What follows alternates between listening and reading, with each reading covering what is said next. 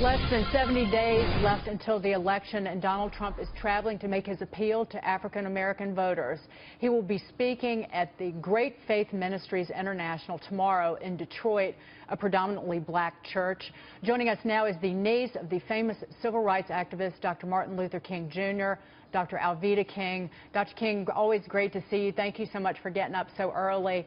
What do you think will come out of Trump's visit to Detroit tomorrow? Well, good morning, and what I'm hearing across the African-American community, really across America through Twitter and Facebook and all of that, is that this has never been really done before by any candidate for president in recent history, because usually the Democrats will kind of take us for granted and the Republicans have kind of ignored us over the years.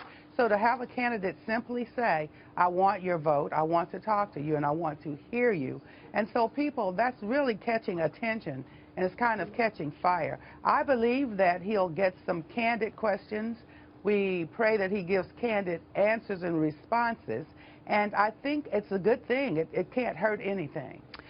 Dr. King, actually, there's a story in the in the New York Times this morning that said that the Trump campaign wanted to know what Bishop Wayne T. Jackson was going to ask in advance, and they kind of got a heads up about some of the questions and prepared kind of rough answers on how he should respond.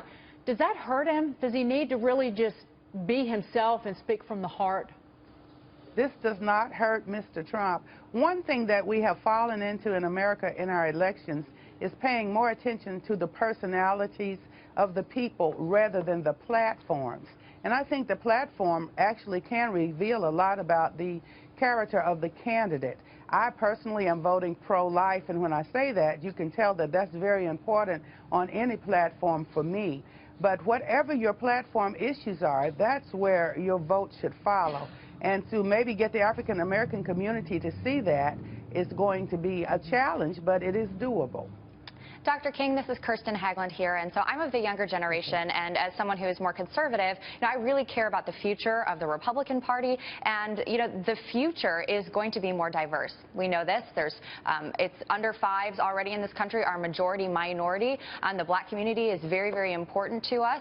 What does Donald Trump need to say to this congregation to show people that the Republican Party and conservatives are not just for white people, that they care about the African-American community, they care about the increasing diversity in this nation? What specifically does he need to say to make these communities feel that this isn't too late and that we really do care about them?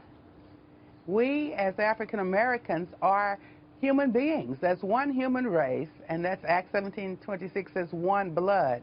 I learned that from my dad, Reverend A.D. King, my uncle Martin Luther King, my granddaddy. And so Mr. Trump must talk to us as simply people, human beings. We care about jobs, good education, good health, the economy. We need a boost, of course.